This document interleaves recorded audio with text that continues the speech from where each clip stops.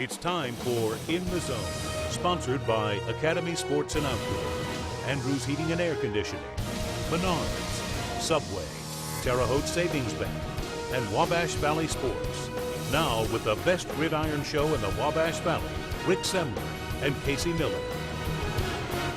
Good evening. I know many tuned in to see the night of high school football. We'll get to In the Zone in just a few minutes, but first, we're talking basketball. That's right. Teams were allowed to hold their first official practice for the 2016-2017 season today. The Sycamores didn't waste any time getting on the court. The Sycamores hit the court this afternoon for their first practice. Junior Brandon Murphy rocking the rim. He's in pretty good shape this year. A couple local walk-ons looking good in their first college practice. Ethan Claycomb finds Matt Dady in the corner for the three. Lots of familiar faces back like Everett Clemens, Brenton Scott, and Matt Van Schoik. Head coach Greg Lansing returns one of his most experienced squads he's ever had at ISU with 9 letter winners back and 2 redshirt freshmen. Coach says a lot of guys are working hard to get more playing time this season. A Trey Knight and a Q Page standout is improving, a lot from what they're coming from. Bronson did as well. I think Amandre Rickman, so some of those guys that weren't getting the minutes last year, they would have liked to have gotten, really improved, really got better. And those guys, along with the seniors, have stood out. And down in Bloomington, IU held their first practice of the season this afternoon. The Hoosiers will enter this year nationally ranked. In fact, many believe they're a top 10 team. Head coach Tom Crean says his message to his team entering the season is simple. You haven't earned any of that yet, and championships aren't handed out until you play. I see the rankings, I see the predictions. None of that has anything to do with what we're trying to do right now. We've got to get a mindset that continues to grow as we start to get into these practices.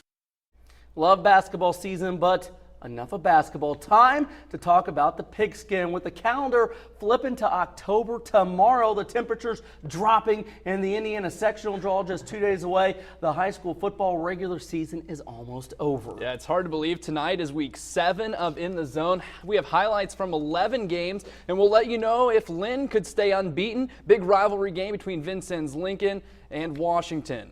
And we have key conference games in the WIC, WRC, and Conference. Indiana will start our football coverage in Terre Haute. The Patriots believe they're much better than their 2-4 record. Terre Haute North has been looking for a signature win this season, and tonight they had a chance to get one. North hosting Conference Indiana game against Class 5A, third-ranked Bloomington South.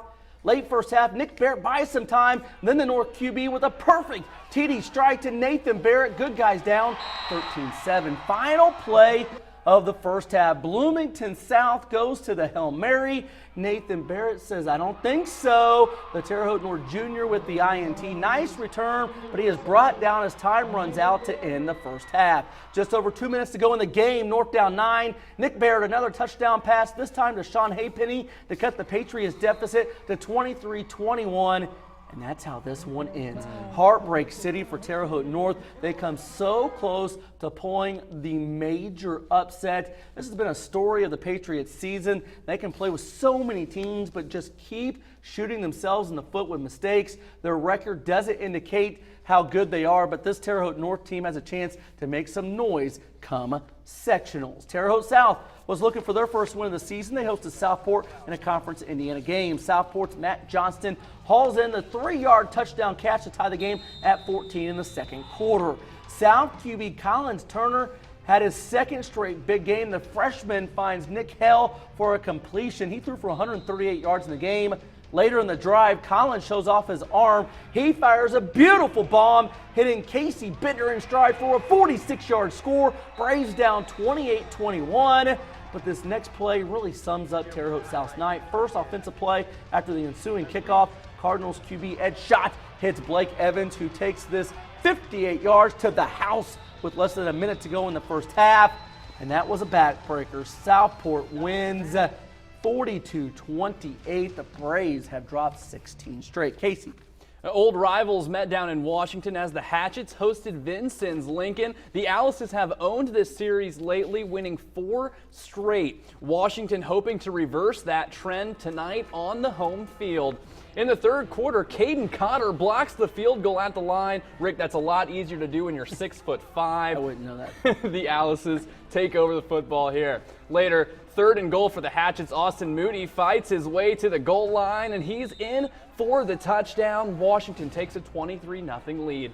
Later, Jose Mejas back to pass, goes across the middle of the field to one of his favorite targets in Wes Edwards. He's down to the 23. Then handoff to Gunnar Williams, breaks free, and he goes the remaining 23 yards for the touchdown. That makes it 30-0, and that is where this game stays. The Hatchets snap their losing streak to the Alices with a shutout win. That shutout win is the first time since 1964 that the Hatchets have shut out the Alices. Wow, definitely history for that. Lots of football still to come. Coming up, we'll check on the night in the WIC. And we'll also head up north to Park County with stops at Turkey Run, Rockville, and RP when In the Zone returns.